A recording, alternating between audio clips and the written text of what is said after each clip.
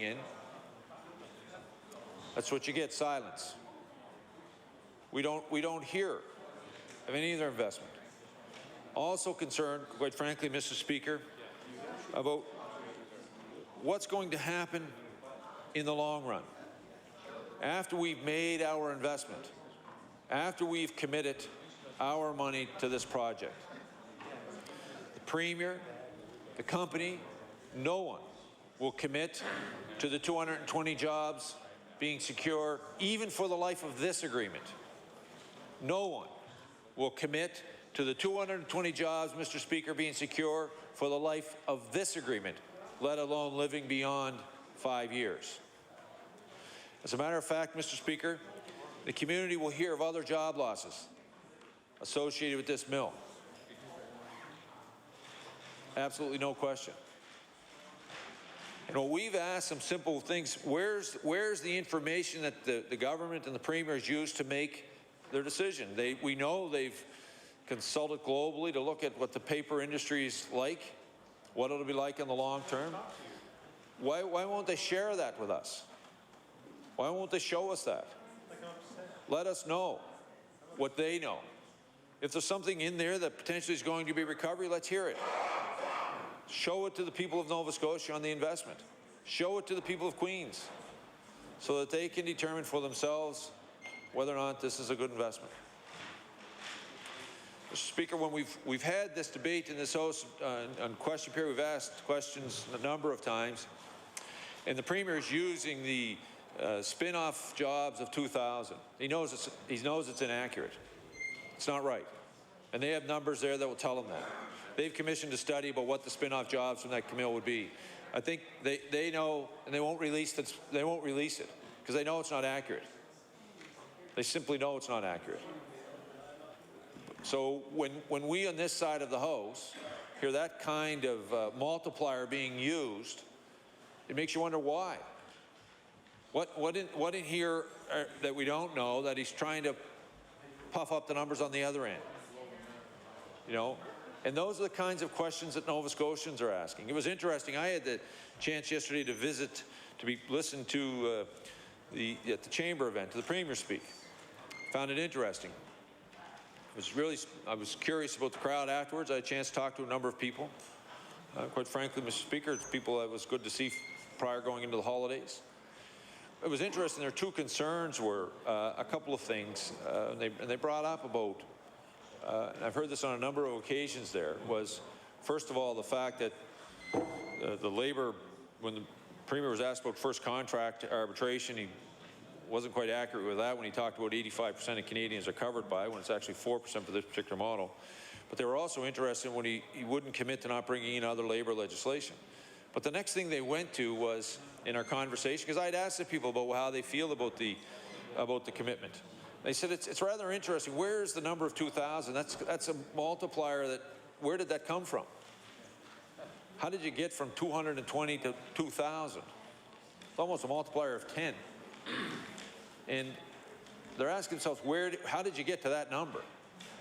And we've asked a simple question to the Premier: how did you get to that number?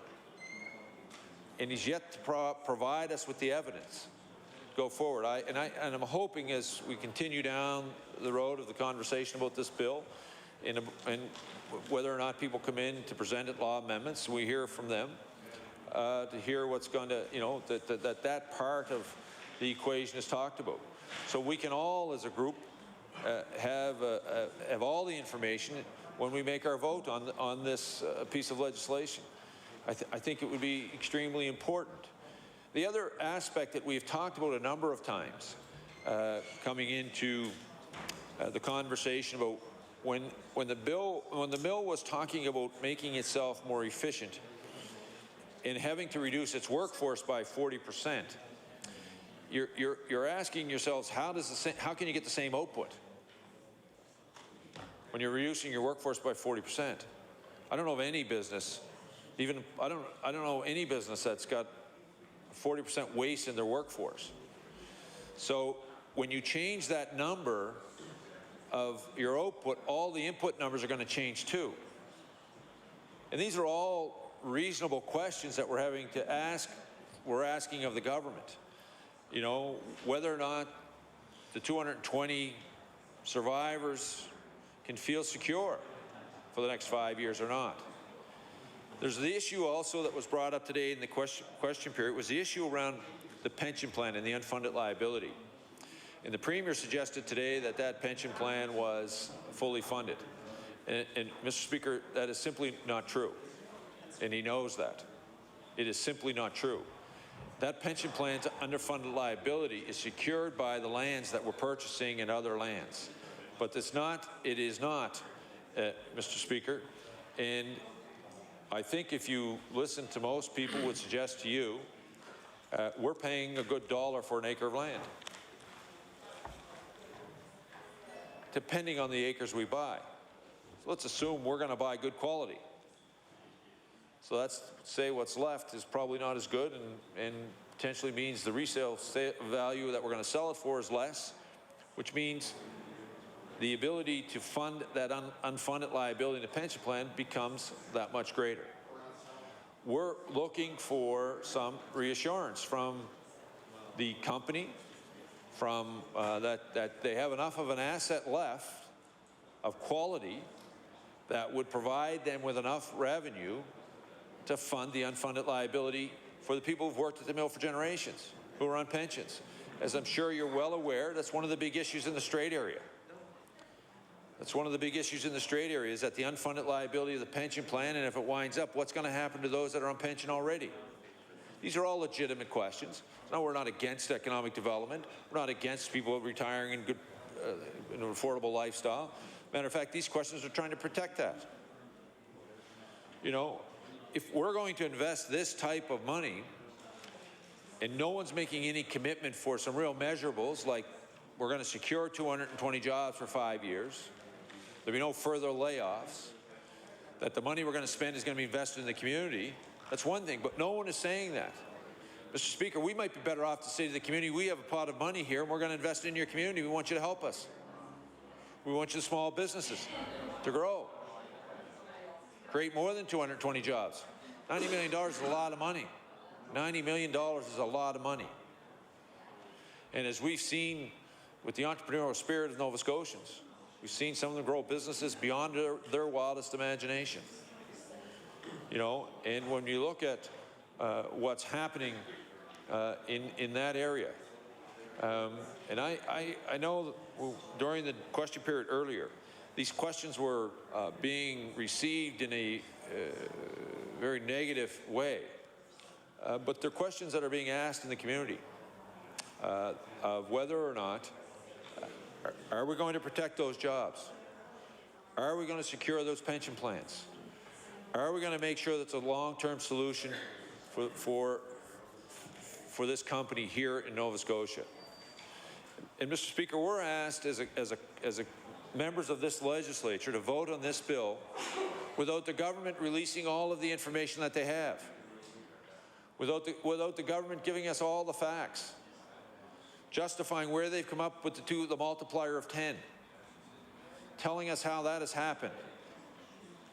You know, Mr. Speaker, telling us what the report looks like, that they commissioned about the paper industry in North America. These are all legitimate questions. You know, it's been rather interesting for me to go through this process. But you know, when the good people of Yarmouth talked about their ferry service, no, your multiplier is too high. And it wasn't a multiplier of 10, Mr. Speaker. And you know, I had the opportunity to be in Queens not that long ago. Bowater was certainly talked about. But I can tell you, I heard from more people in Queens who told me that the cancellation of the CAT and the ferry service in Yarmouth has had such a negative impact on their community, far greater than what anyone could have imagined. The belief that that was just going to affect the community of Yarmouth was simply naive. And it has spread all the way up the South Shore and through the valley. Quite frankly, Mr. Speaker, the valley in some ways has been protected a little bit only because we have the Digby Ferry. But from Digby down, around Yarmouth, through the South Shore, that's not where the traffic is going. It's going straight up the valley from Digby. So when we look at the justification for this agreement, to sign this agreement to support a project that has had little to no measurables, no security really, and quite frankly, Mr. Chair, Mr. Speaker, no guarantee of the jobs. And yet we said no to a much lesser investment in Yarmouth, which would have a huge impact across Nova Scotia. As a matter of fact, very few Nova Scotians have questioned whether or not it would have been a good idea to invest in the ferry in Yarmouth. Almost to a person, they say it would have been. But I can tell you, not everyone is saying that about this investment in the mill. So what does the government know that they're not telling us about this investment? If this is a great investment, answer the questions. Make sure that not only are we going to invest that money and purchase land, we're going to purchase the very best of lands. That we're going to make sure that, Mr. Speaker, that those 220 jobs are there for more than a year or 18 months, and then more layoffs come. What assurance do they have that all of those people will be working through this period of time? They don't have any. They don't have any, and the company is not willing to give them any. That should cause us some concern. That should cause us some concern, Mr. Speaker, when you look at the kind of money we're looking to invest. Some of the lands that I know will be purchased will be actually in Annapolis County. Bowater owns a large chunks of land in Annapolis County, from a number of, almost all of which is in the member from Digby-Annapolis riding. They own a large portions of land. But you know, we're asked to vote on a bill that's going to buy property for the province of Nova Scotia, and we don't even know what property it is we're buying. We don't know the details of, we don't know whether it's been cut off 5 years ago. We don't know whether it's going to be strips down through the middle of properties. We don't know any of that, nor do the people of Queens County or the people of Nova Scotia. I think it's important, Mr. Speaker, that whatever information the government has, they lay out here so that all of us get an opportunity to look at the full project, the full investment, and the full benefit to the people of this province. Why is that so unreasonable? Why is it so unreasonable that the opposition parties, the people of Nova Scotia, would want to know what it is they're investing in? You know, why is it unreasonable that the communities, that the workers in Bowater, who went in and negotiated and actually decided they were going to lay off 40% of the workforce, why is it unreasonable that we should reassure them that their jobs will be there for more than a year or 18 months? You know, Mr. Speaker, why is it unreasonable that they should not get an opportunity to realize after they've gone through that we're putting $60 million on the table for the company to buy land and move out of here to pay debt somewhere else? These are all important issues and important concerns. And I think it's, Mr. Speaker, I hope as we move from here to law amendments, we'll hear from members of the community about this deal. I hope the government will explain their investments and allow us as legislators to get the full detail. They could go a long way, quite honestly, for all of us if they just released the report that they commissioned, the $80,000 report that they commissioned on the paper industry globally. That would help. If there's something that affects a particular business, we can take that out. But if they were truly looking at the global industry, there would be lots of things there that would apply to all mills, not just this one. It would tell us what the future is or not. It would tell us whether or not this is going to be a good investment. The Premier's been quoted as saying, trying to be one of the last mills standing. Standing for what? You know, if there's going to be declining in the paper industry that they're making, what are we standing for? What's left? Let's try to cushion this and let's try to transition our communities to something new. This is a lot of money. The strong entrepreneurs of the South Shore of Queens County would make a lot of difference and help a lot. It would make a big difference. And I, you know, we as a caucus have been listening to Nova Scotians. Mr. Speaker, not only Nova Scotians in here, but Nova Scotians who live on the South Shore about this investment. And we're going to continue to ask the questions, regardless of how sensitive members of government become on them, to find out so we can have all of the information before we make a decision on how to vote on this piece of legislation. It is important. It is important that for the province and for the people of the entire province that we understand the full impact of this investment. Mr. Speaker, there's been a number of things talked about, and some of which I've read about in the media more recently, which was about moving this bill from here quickly to law amendments and back. There's absolutely no reason to move this bill with haste from here to law amendments. It is important that whenever this bill arrives at law amendments, there's been ample time to notify Nova Scotians, notify the people of Queens and the South Shore, to come forward to express their support or ask their questions about this piece of legislation. So here we are on Thursday afternoon and shortly after 4. There is no need that this piece of legislation needs to be rushed through law amendments. We're here next week, give an opportunity for us to put out lots of information, express to people to come in to decide whether or not they support this, whether or not this is a good deal for Nova Scotians. You know what? At the end of the day, Mr. Speaker, we might be told by Nova Scotians this is not a great deal, but we have to support it. We might be. But we might also be surprised that Nova Scotians will come in and say, listen, if we're going to put $90 million on the table, let's make sure that $90 million benefits Nova Scotians. Let's see what we could do with $90 million, how many jobs we could create. 220, 300, 100, 500. Who knows? Because the government hasn't looked at other options. This is a large, large investment of money. And yes, it allows us to move towards more of our protected lands. No one is arguing that. I would have hoped, though, as we did that, we would have somehow made sure that the money we were investing in that land would have been reinvested in the community of Liverpool and not used to pay down debt somewhere else. That would have been a real meaningful gesture to the long-term viability of that plant, but quite frankly, it would have been a real gesture to the workers of this province and the citizens of Nova Scotia. Think about it. I know it's been spoken about by the minister when he spoke, and I know the member from Queens, the Premier as well, and I think I may have mentioned that in my remarks when this issue first came to the House. How difficult it would have been to be one of those employees to have to go in and decide whether or not to let half to 40% of the workforce to disappear.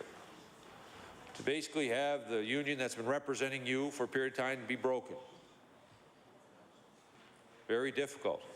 And the way the vote went, my understanding, was very close. Now imagine how they must feel today that they realize $60 million of public money is being given to this company that forced them into this situation to cut 40% of the workforce. That money has now gone elsewhere, or going to go elsewhere. 23.7 on January 1 will be gone. And mark my words, Mr. Speaker, the other $40 million will be handed out in dribs and drabs before this company closes. And it'll be gone elsewhere.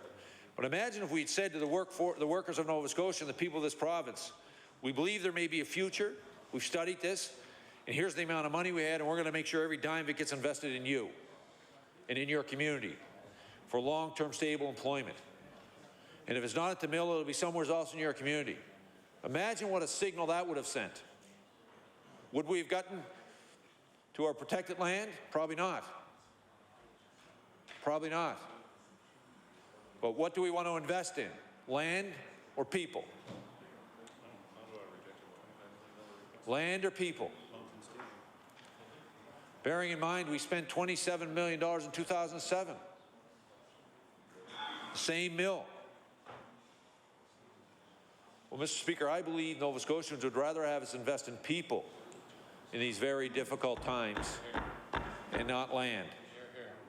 And if this company couldn't secure, and this company would not commit to keeping those Nova Scotians that are left employed beyond for any length of time, it would have been a positive thing. But they won't. And we should be concerned about that. Why won't they? Well, we're going to continue to ask these questions. We're going to continue to ask them in this House. We have a responsibility. We're going to continue to gather information, Mr. Speaker. We're going to continue to reach out, ask people to give us their thoughts. I hope a number of them come to law amendments to express their views. Mr. Speaker, there's a part of this bill that deals with property tax. And the municipal leaders in the South Shore have every right to do as they see fit. And we would support them in doing whatever they see fit when it comes to property tax. But this bill has become much more complicated than just that, because the government has chosen to make this a political issue. They didn't like the fact that we were questioning things. Didn't like the fact that we somehow might want to ask questions that affected citizens of the South Shore. Well, we're going to continue to ask those questions. It's unfortunate for the municipal leaders that they got pulled into this, for the municipal governments. The only changes that really had to happen was a change to municipal property tax for this bill to actually, for this whole deal to happen. It would be the first time in the history of this province that the government would need support of the House to use the Industrial Expansion Fund, because we know how that works. No business plan, no accountability, went behind closed doors, write the check and out to go. So they could have done that for this deal too. No different. We know, and I think the minister is on record as saying that the money for the land first purchase will come from his department. He also said he'll need extra money coming from somewhere. So that could be the industrial somewhere. So we need to know that. So this bill doesn't need to be in front of the House. The government believes in the direction they're going. Why aren't they going? Why wouldn't they go? One reason. They're playing politics with it, Mr. Speaker. And it's unfortunate. And it's unfortunate. And it's unfortunate for the people of Queens and the South Shore. You know, that we're asking these questions. It's on their behalf. If the government was really secure in their decision, this would be finished.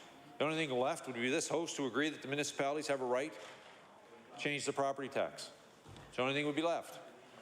And I think it's fair to say, Mr. Speaker, I think we would all agree that the municipalities have the right to do that. And we would give them that right. But we also, as collectively, have a responsibility to ask some of the other questions. And knowing some of the history outside of our province about what's happened to other governments, who's put in money without any commitments, making sure no jobs would be secured. All of the same things we're asking here. What about the pension plan? Is it solvent? All of the same things we're asking here. The workers of that other provinces have been left looking to cover that debt. And we're going to continue to ask those, Mr. Speaker. We're going to continue to ask those questions. And we look forward to part of this, the debate as it continues. And, Mr. Speaker, we're going to look forward to law amendments. And then we're going to also look forward to the government giving us all the information that they have, so that we can make a decision with all of the information that they're using to make their decision. Mr. Speaker, if they want to come out and say that the report that they received says there's no future paper industry, they're doing it because it's the only industry in town, they want to try to save the town, then just say that. We'd all make our decision based on that. But if the report says there's a future in the paper industry in North America, then tell us that too. That'd be good. We'd like to know that too, because that would affect how you think about it. You know, I think this is important.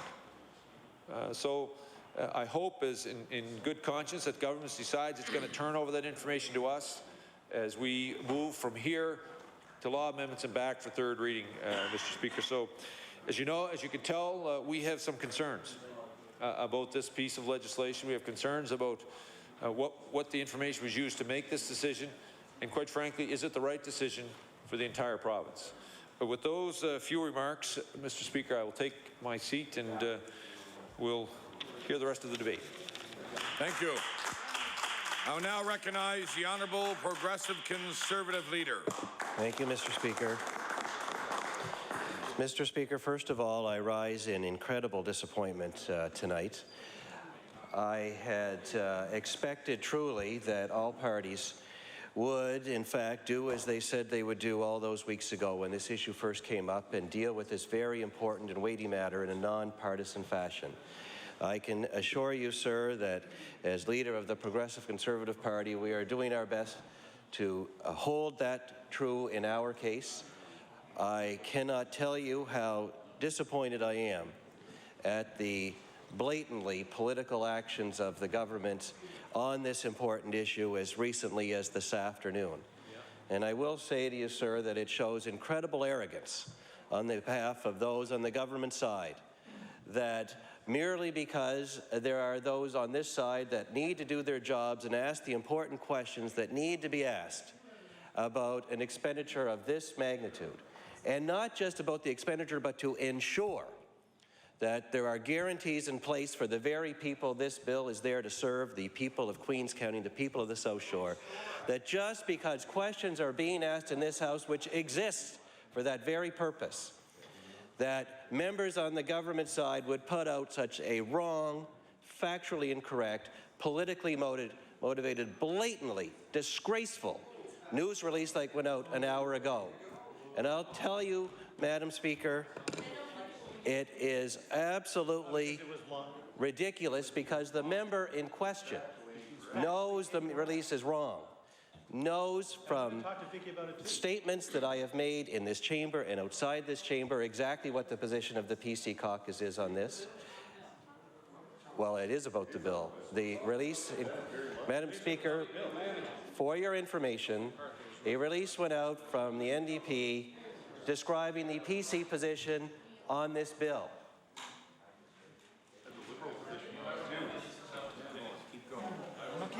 Okay, I'm sorry, I thought you were conferring. For the record, Madam Speaker, I have told the member from Queens, I have told the government side, I have told media repeatedly that we're going to do our job, we're going to ask the questions that need to be asked, but we are going to vote for this bill in the end. It is on the public record.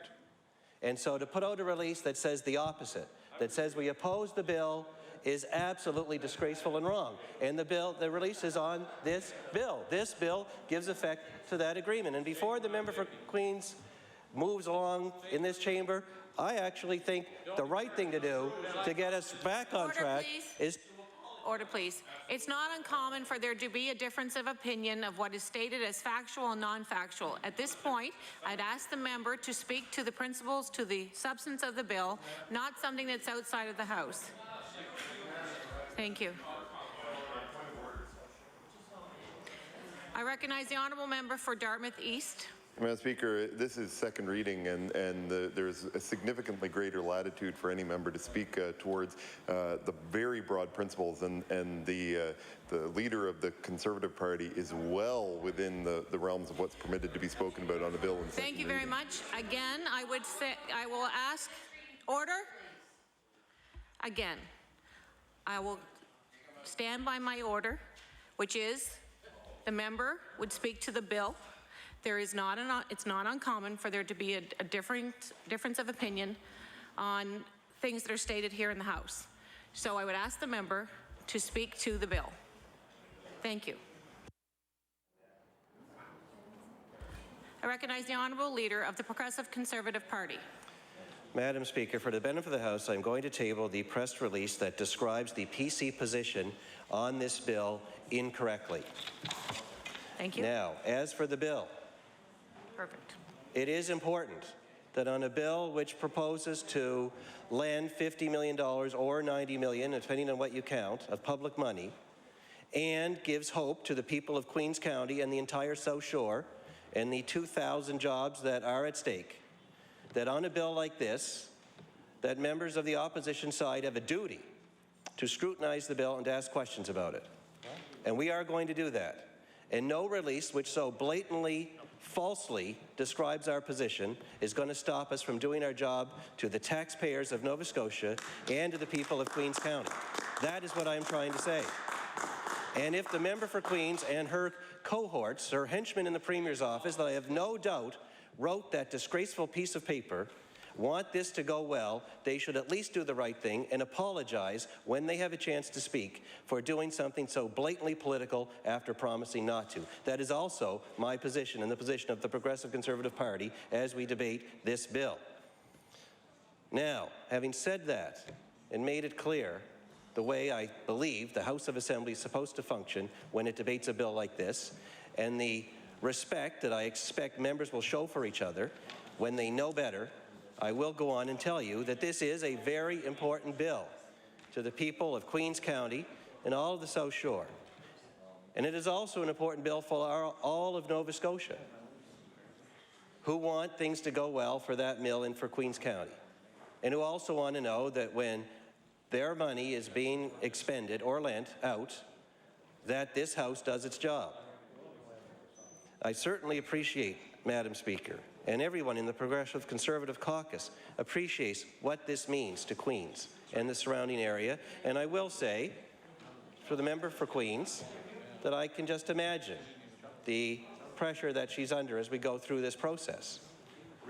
None of that excuses the political angle in that release. But having said that, we continue to pledge to go through this process on this bill in a non-partisan fashion. And that means asking questions about the deal, about the bill, to ensure that taxpayers are protected and the workers in Queens County are also protected. That's right.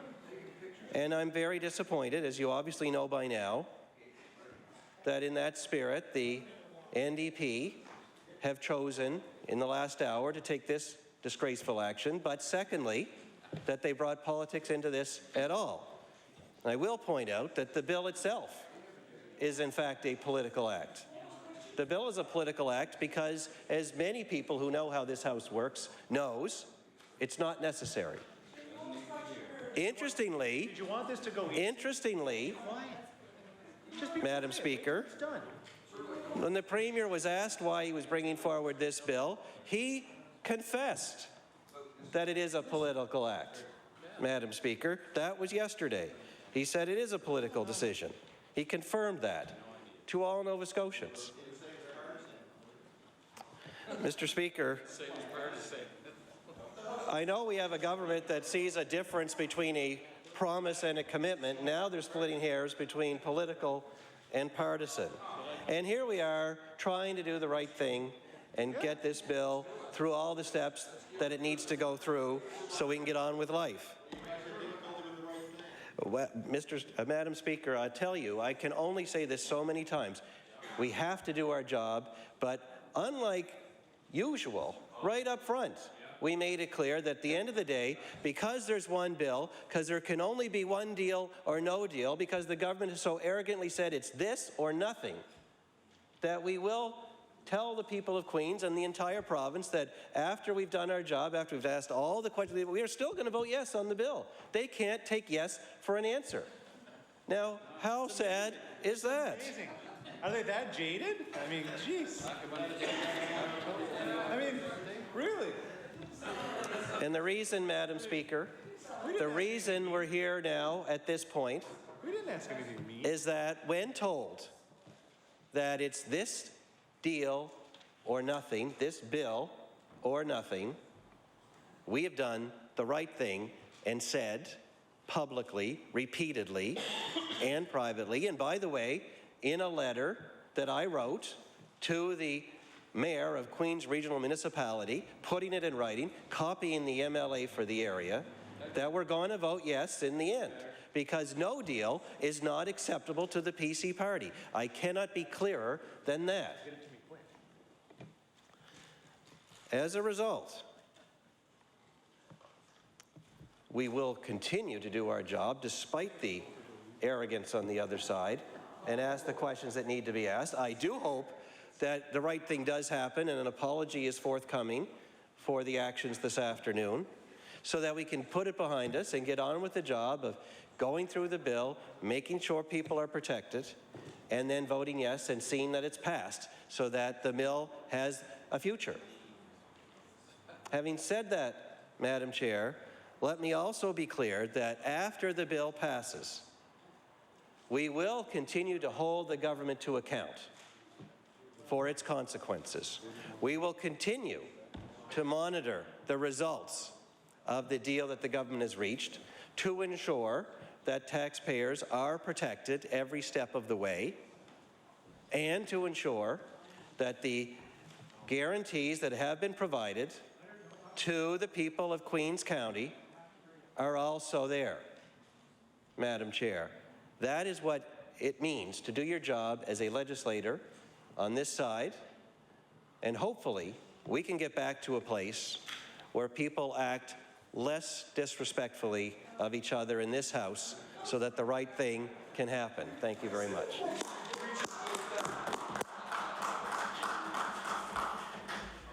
I recognize the honourable member for Queens. Thank you, Madam Speaker, and it gives me great pleasure to rise and speak to second reading of Bill 133, an act to sustain jobs and invest in Southwest Nova Scotia's pulp and paper sector. Madam Speaker, as the MLA for the constituency of Queens and being very close to the Bowater families that work and live in Queens and surrounding areas, and being very close to the communities of Queens in general, I can tell you I'm very pleased that this bill has come before the House today. I'm very proud of this government, Madam Speaker, for having the foresight to recognize the seriousness of not only the challenging times for the pulp and paper industry, but also the challenging times facing the forestry industry. And when Abitibi Bowater approached the province back in August, it certainly was recognized by the Premier and by his staff that the reality was that Abitibi Bowater was quite serious about closing the mill doors.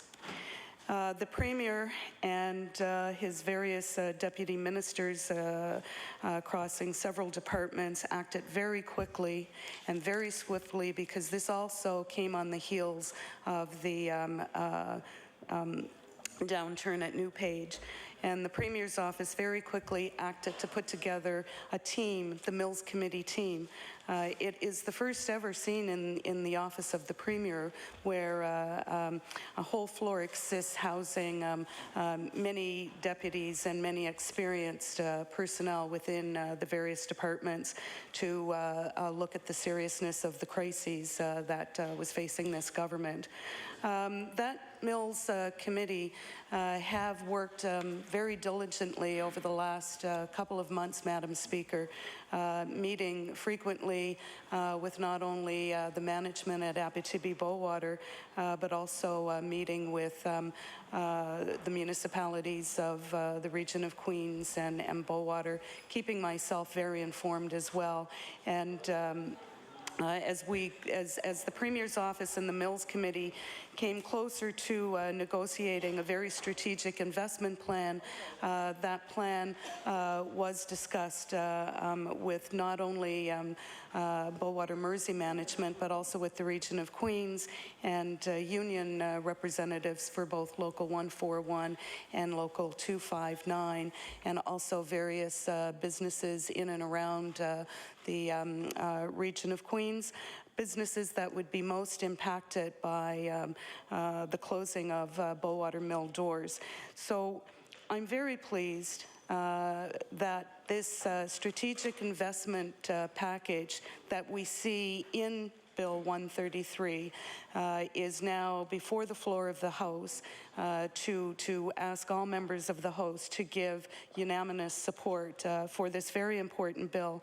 And it's very important, Madam Speaker, because the mill Bowater Mill is a huge economic driver for the entire South Shore and beyond, and even Southwest Nova certainly has some indirect economic spin-offs from the Bowater Mersey plant.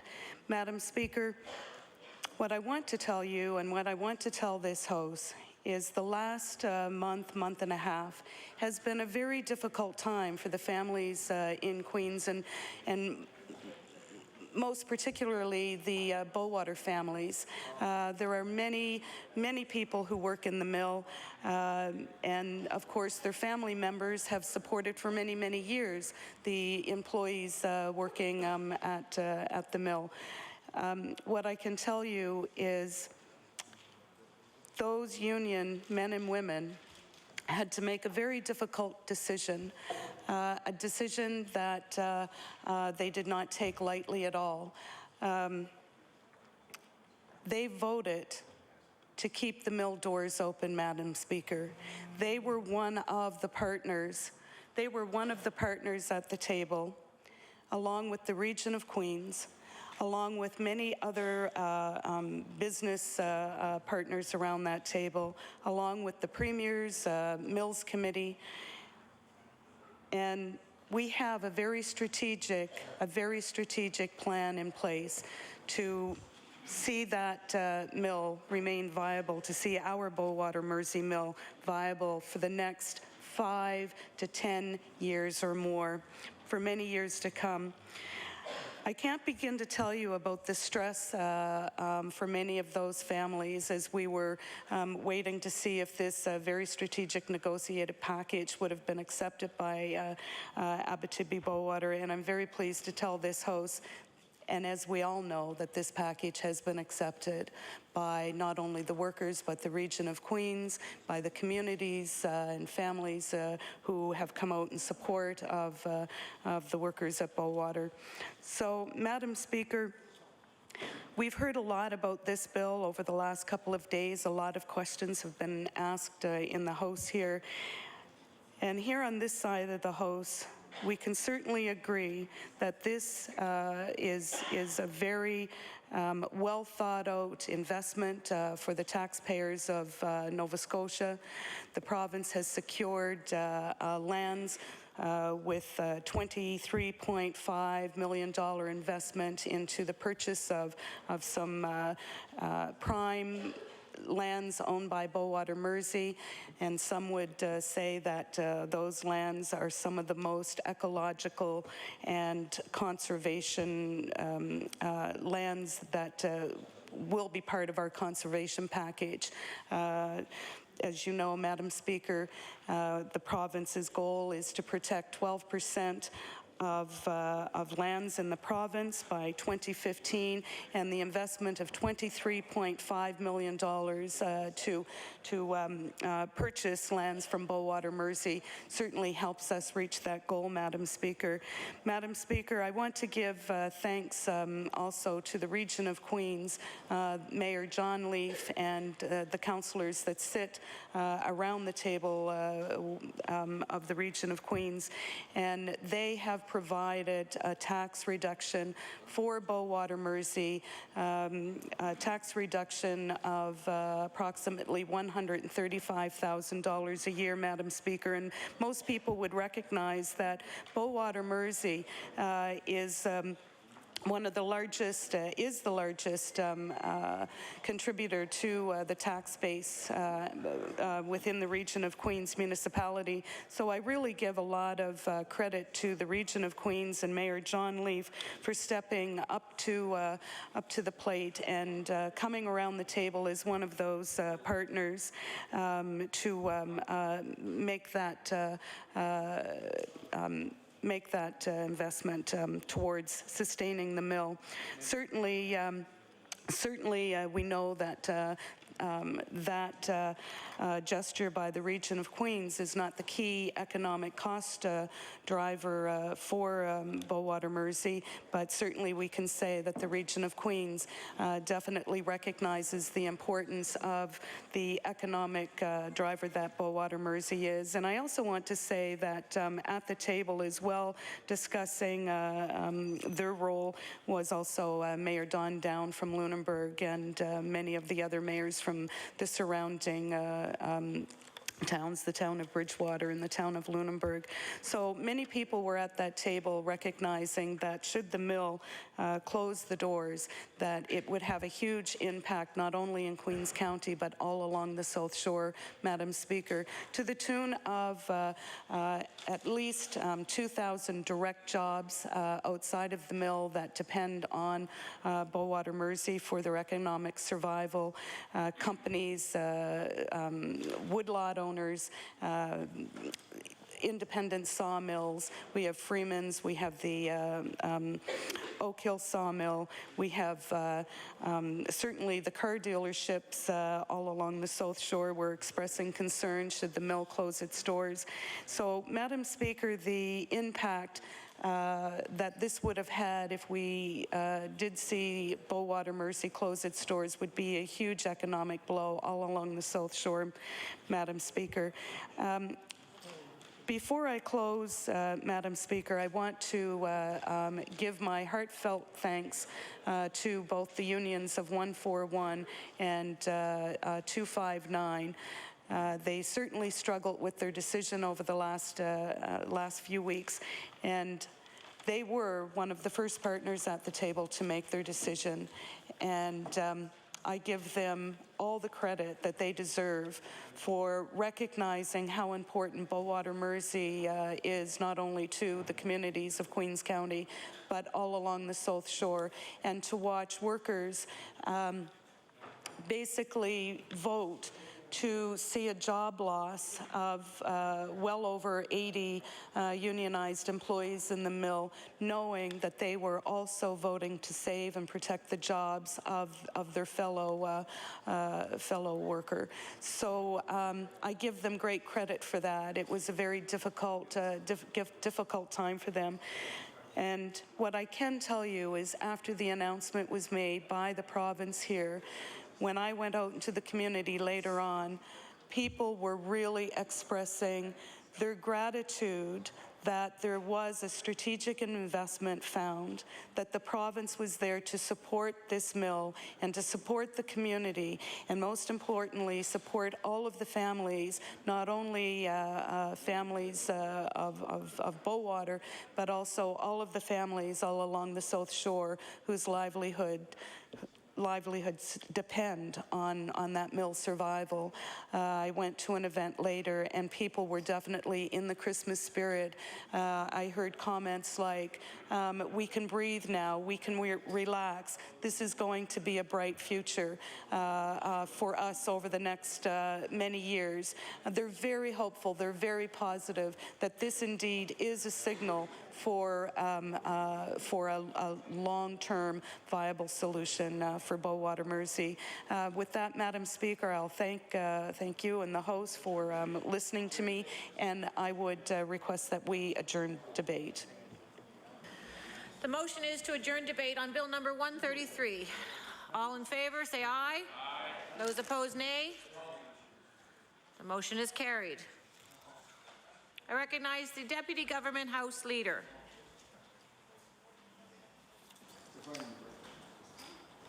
Thank you, Madam Speaker. Madam Speaker, that concludes the government business for today. Request that the House do rise to meet again tomorrow at 9 a.m.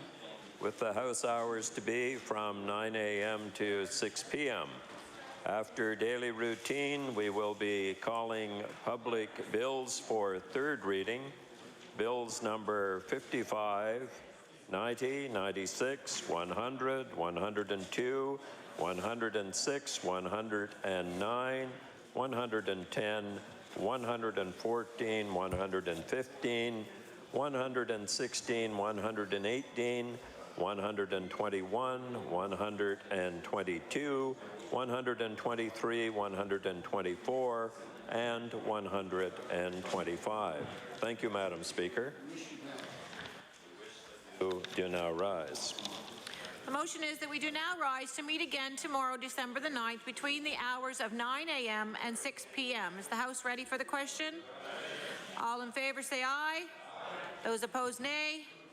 The motion is carried. It's now the moment of interruption. I now call under Rule 5.5, as read earlier today, resolution put forward by the Honourable Member for Inverness, as read earlier, that reads, therefore be it resolved that all members of this House of Assembly declare that promise and commitment mean the same thing, and a reference to one cannot somehow exclude the other. I now recognize the Honourable Member for Argyll. Thank you very much, Madam Speaker, and thank you very much for the opportunity to speak, of course, to this revolution. I guess it's a revolution. This resolution. And of course, you know, it's a great operative line where, therefore be it resolved that all members of this House of Assembly declare that a promise and commitment mean the same thing, and that reference cannot somehow exclude the other. It's either a promise or it's a commitment. We've heard it used in many different ways, of course, in this House of Assembly. So on November 30th, the Premier said very proudly that this government has kept every single commitment it made during the last election. So that is true, he said, every single commitment. This was repeated more than once.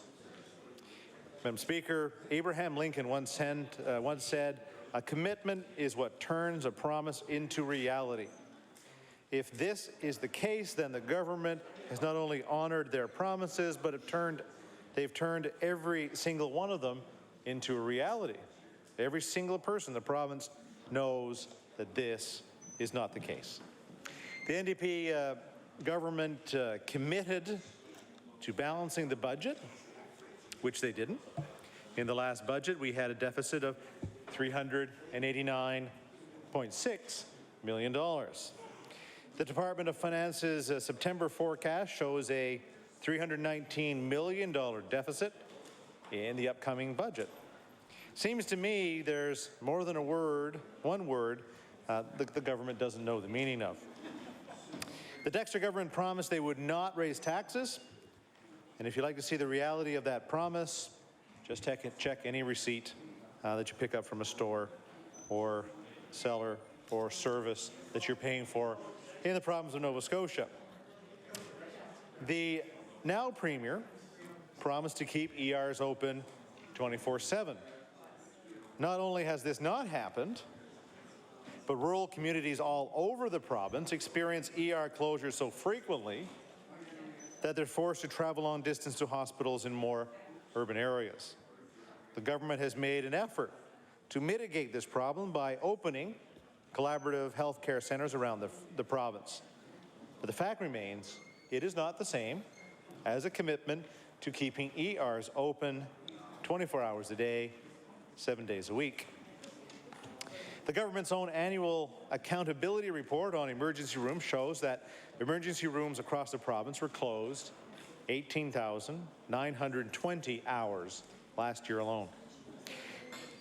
CIHI, or the Canadian Institute for Health Information, indicates that less than 75% of patients in Nova Scotia receive treatment within benchmark wait times for hip replacement, knee replacement, cataract surgery, and cancer radiation treatment.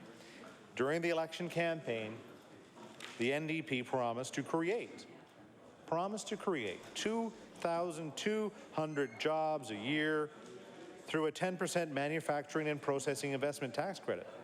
Stats Canada indicates that there are over 4,000 fewer jobs from November 2010 to November 2011. So during the election, the now Premier stated that he would come through on all Tory promises. Well, that isn't so, Madam Speaker. The Premier, despite his efforts to go back on his promise, did not go forward with plans for a proposed jail in Spring Hill. The NDP government is committed to building only 121 of the 1,320 long-term care beds promised under the Tory continuing care strategy. Dexter said while in Fall River to kick off the general election of 2006, you can Order, count... please. I would remind the member that we were not to use, would not use proper names for members in the House. If you could retract that and say it properly, thank you. I recognize the honourable member for Argyle. Thank you very much. I apologize for that. Sometimes when you get into the notes, you kind of go over that. The Premier said while in Fall River to kick off the general election 2006, you can count on the NDP to ensure that Nova Scotians who need nursing home care will have the beds they need without further delay. The only way for Nova Scotians to believe this promise wasn't broken would be for the government to make public their future plans for bed building, something this party has requested several times during the session, but we have not had it as of yet. The government broke the agreement that we as a government had put in place with municipalities across the province. The cancellation of the MOU, or Memorandum of Understanding, downloaded millions of dollars onto municipal governments all over Nova Scotia. The shift can't help but cause property taxes to go up. Why is the government under the illusion that Nova Scotians can afford to have their taxes skyrocket on every level? The NDP election platform 2009 states Nova Scotia workers and managers can compete with the best in the world, especially with, and I'm going to have to edit this again, the Premier's fresh attention of fundamentals of economic success, or actually at the time he was just the member of Cole Harbour, fresh attention to the fundamentals of economic success like stable energy prices and more skills training. Power rates are soaring. People all over the province are struggling to pay their power bills. And while in opposition, the Premier spoke of power rate increases negatively and said when the price of the power starts to outstrip the consumer's ability to pay, it's time for government to step in. In the next year alone, Madam Speaker, we can expect an 8.2% increase in the cost of electricity. The job losses in the province give the government no inclination that Nova Scotians can afford this increase. A survey conducted by the Nova Scotia Home Builders Association showed that in about 2 years, there will be 20,000 fewer people in Nova Scotia's workforce. The Nova Scotia Home Builders Association told the Chronicle Herald that Nova Scotia needs hundreds of carpenters, framers, and bricklayers for the residential construction sector, and it needs them fast. The government is not following through on its commitment. The NDP 2009 platform explains that there will be double provincial immigration targets and initiate an immigration job strategy. As of October of this year, we see that the number of immigrants to the province is somewhere around 400. This will bring us nowhere near the department's target of 7,200 immigrants a year by 2020. The results, of course, are laughable. Now, the list goes on, Madam Speaker. Unfortunately, what this shows is that the Premier either needs a refresher course on what has come of many of his promises, maybe ask for a couple of extra briefing notes, or that he has some of the briefing notes, but he's choosing to ignore them. Making the argument that there is a difference between commitments and promises is like the government trying to argue that no, they're not being aloof, or whatever you want to call it. They're being steadfast. It makes no difference which thesaurus the Premier likes to read from to avoid taking responsibility. Nova Scotians know the meaning of what's been broken, and the people on this side of the House are just really tired of playing the games. And I do have a number of quotes that I did use in there that I can table as they were part of my speech here. But again, what it really falls down to is that there really is no difference between promises and commitments. And when you're not making most of these, I don't know how the Premier could stand in this House and say that he's kept all his commitments, because that is exactly incorrect. And all we want maybe is a little bit of honesty to say, you know, listen, this is where we've been. This is what we see, and maybe this is where our target is going to be in the future. You know, a lot of Time? No. Oh, there we go. There you go. A lot. No, it just requires a little bit of maybe going back and saying, well, listen, maybe we didn't know some of the information, and maybe we need to find ways in which to keep up to keep up our commitments and promises, because, Speaker, they are the same things. I look forward to hearing from all members of this House on this this so important issue, and I hope that a lot of things can be clarified over the next number of hours, days, weeks, as we continue to move on in this legislature and as, of course, this government continues to mature. Thank you very much, Madam Speaker. I now recognize the Honourable Minister of Community Services. Madam Speaker, I rise today to speak on the following resolution, that all members of this House of Assembly declare that promise and commitment mean the same thing, and a reference to one cannot somehow exclude the other. At the crux of this issue is the concept of promises and commitments made by politicians vying to be elected, and the level of follow-through that takes place once the ballots are counted. I would like to take a moment, because the Christmas season is upon us, so I think that I would like to relate my words to a very famous Christmas story, one we all know, A Christmas Carol, by, of course, Charles Dickens. The scene begins with the clock striking late debate time, and suddenly we hear the sounds of rattling chains, the heavy chains of the many broken promises of both the progressive Conservatives and the Liberals from years gone by. Who is wrapped up in the chains but the ghost of Christmas Conservatives and Liberals? Now let's take a moment to look at the past.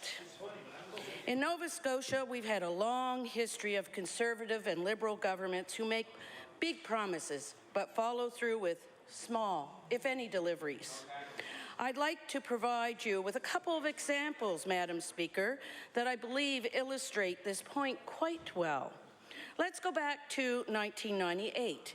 The Liberal Premier at the time made an awful lot of promises to Nova Scotians.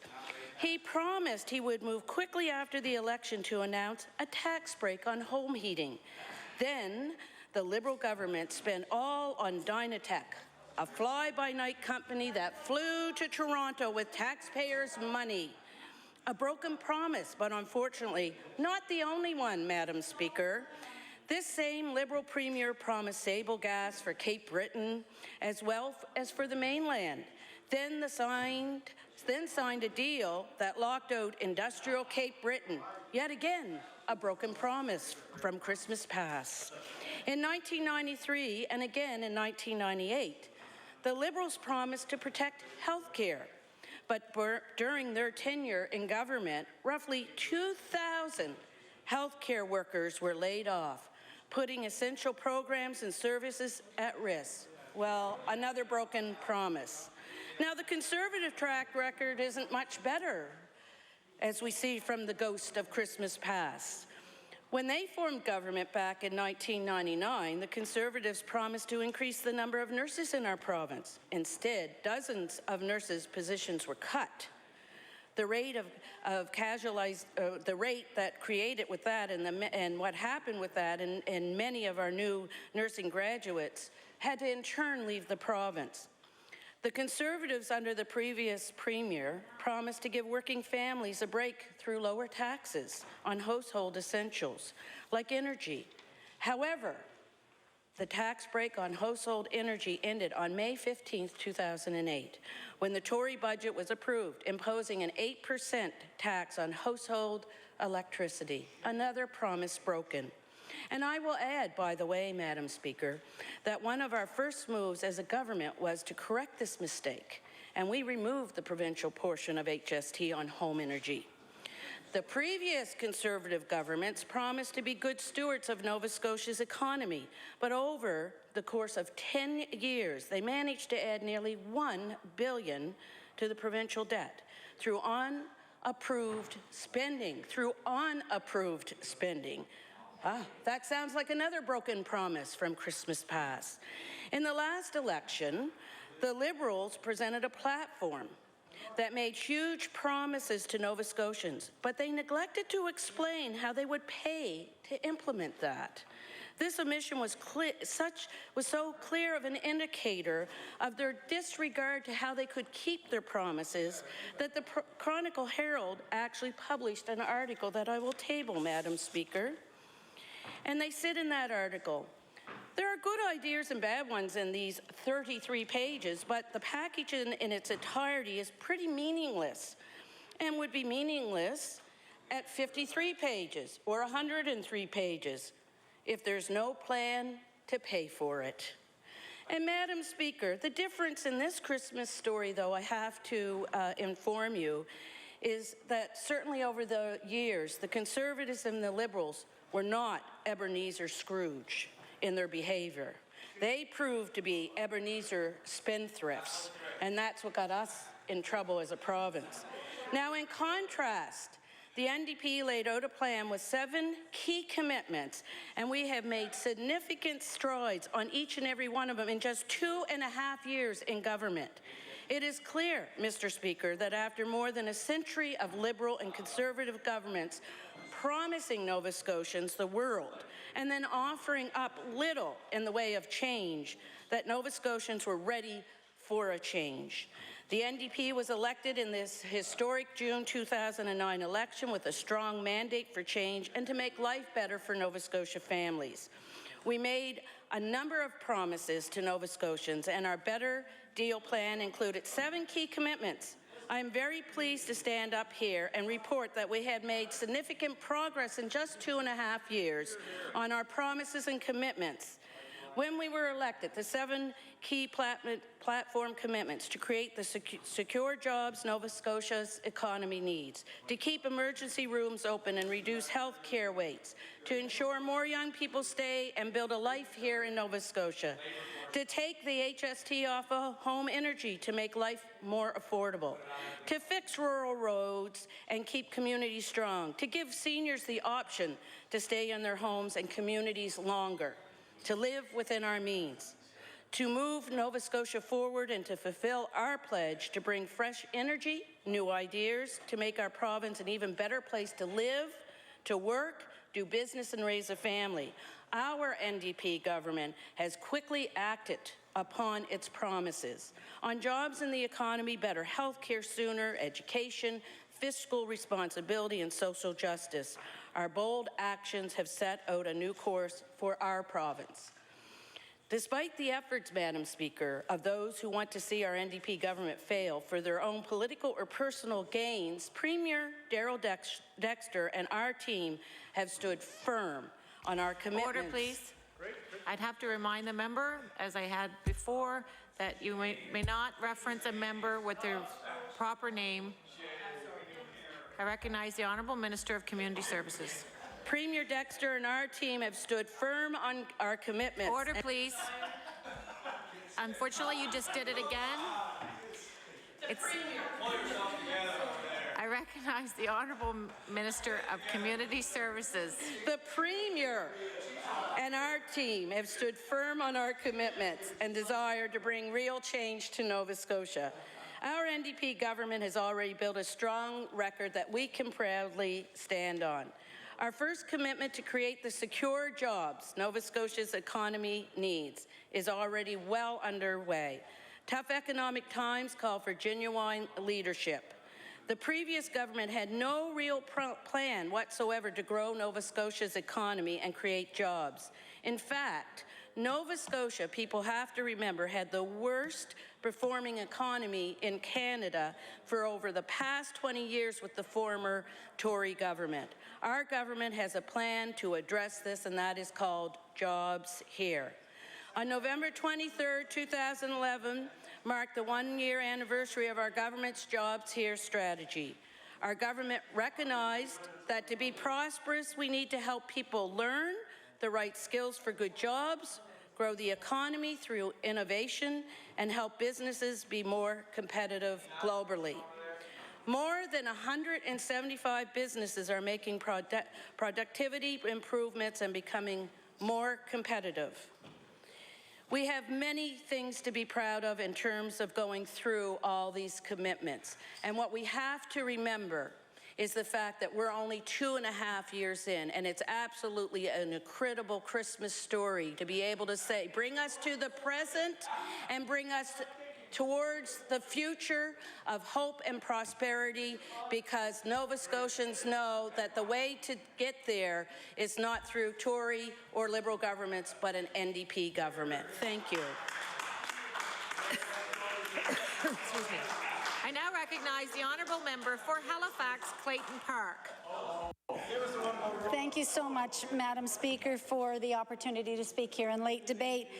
We've been treated to a story, a fiction from the previous member, a fabrication, if you like, something that was read word for word and you know, right down to the errors in the text word for word. You know, what's important is to be able to respond to things that are said here in the House and to use our knowledge of what is the truth and speak from that experience that we all have. I think that makes it more real and more sincere. And Madam Speaker, as I say, that was it was cute, it was storytelling, but it was not true. One of the last things that the member opposite had just said was something to do with the worst performing economy in Canada, and she was pointing to previous governments, and what she's missing is the last year, which was entirely a year that the NDP were governing this province. We had in Nova Scotia the lowest GDP growth of any province in Canada, and that is a Stats Canada fact. So 1.9% growth, lowest of any province in Canada. That's not something you blame on previous governments. That's something that rests here. She fails to talk about the economy. She fails to talk about the high taxes that are in place today. But my job this afternoon is to talk primarily about the broken promises. And this comes from the resolution put forward for tonight, which says that, and actually points to the difference between a promise and a commitment. And it came about because a couple of days ago in the legislature, during question period, the minister, not the minister, but the premier of our province was asked about something, and he tried to make a little differentiation, a nuance, that it was different to commit to something than it was to promise something, and that therefore he hadn't broken a promise because it was a commitment, not a promise. And, you know, Nova Scotians and people in general are tired of this kind of pettiness. You make a promise and you make a commitment, people see it as exactly the same thing. And Madam Speaker, I took the liberty of taking out the large dictionary, the Oxford dictionary from the library. A commitment, and I just written down, it's a pledge or an undertaking. A pledge or an undertaking, of course, it's a little bit longer. It says an engagement or obligation that restricts the freedom of action, the process or an instant of committing oneself, a pledge or undertaking. I think people would be hard-pressed to see the difference between that and an actual promise, which again is so much the same. It's an assurance that one will or will not undertake a certain action, behavior, etc. Using the word undertake again. And so we said it's an undertaking or a pledge if it's a commitment, or you undertake to do something if it's a promise. I think nobody in Nova Scotia would see that there was any way you could try and basically split hairs and say that one is less binding than the other, and that's really what the Premier tried to say. And the member from Bedford Birch Cove had written something the day after in which she defined what a whopper is. Among other things, well, I don't think I can say it in the House what a whopper is, but she indicated that the Premier had told a whopper. I can't, the definition of that, I think, has a word that's unparliamentary, so I'm not going to mention it. But, you know, it was done in humor because there is no difference between a commitment and a promise.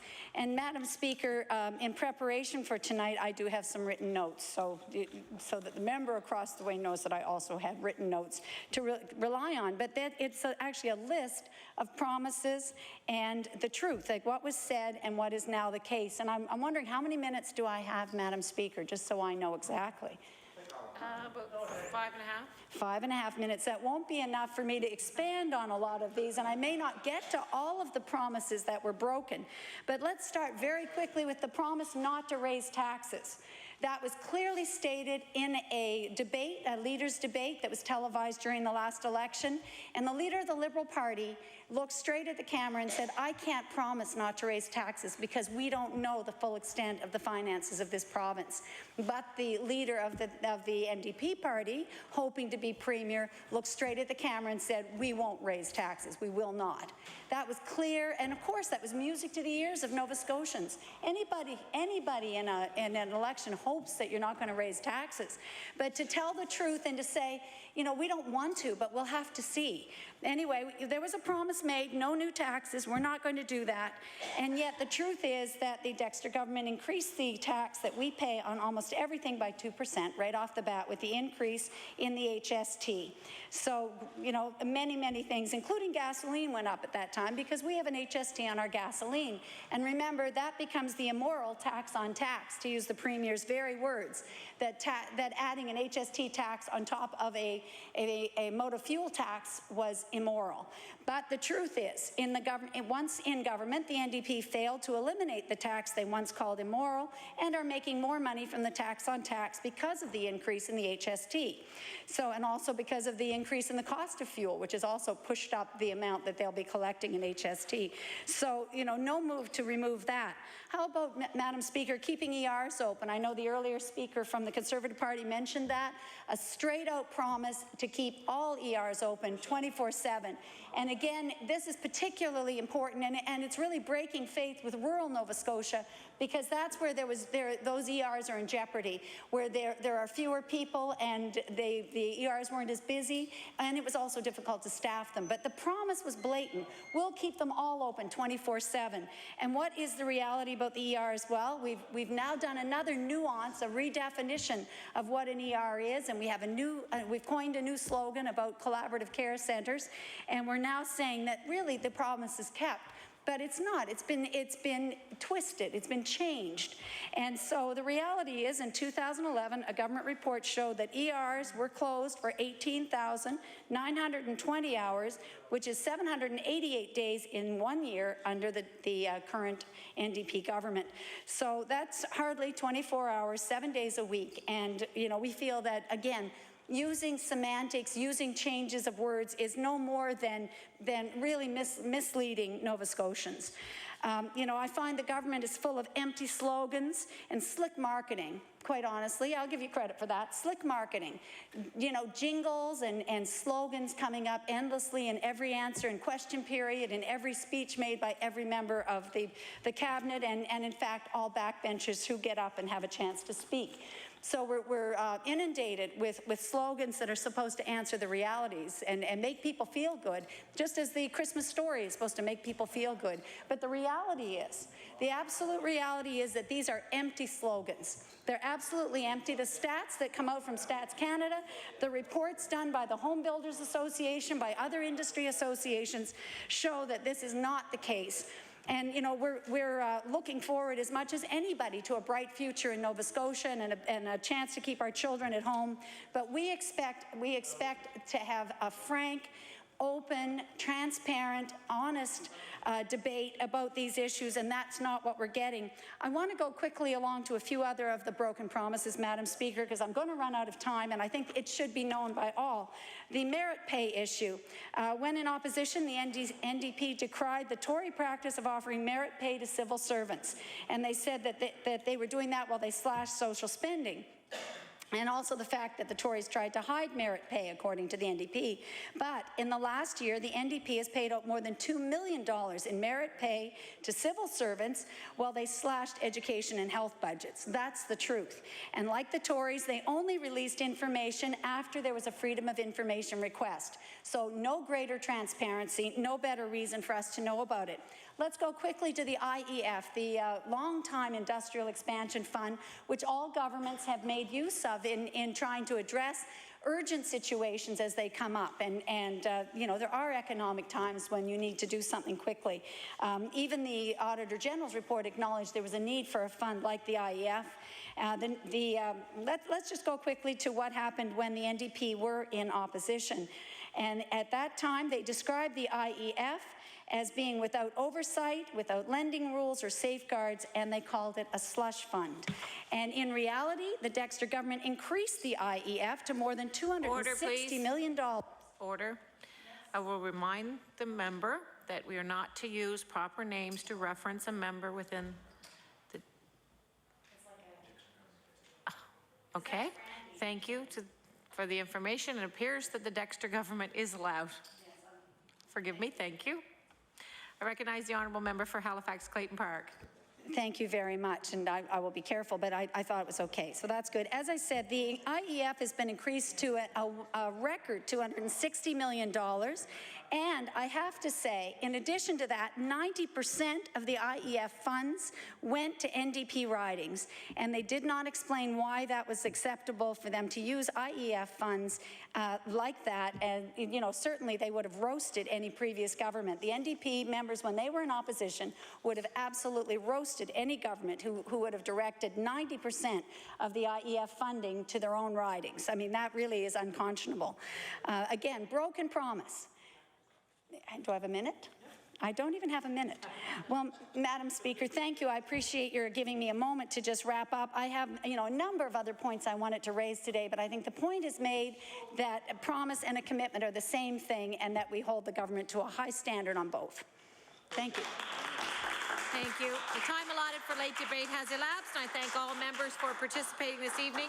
The House now stands adjourned to meet again tomorrow at 9 a.m.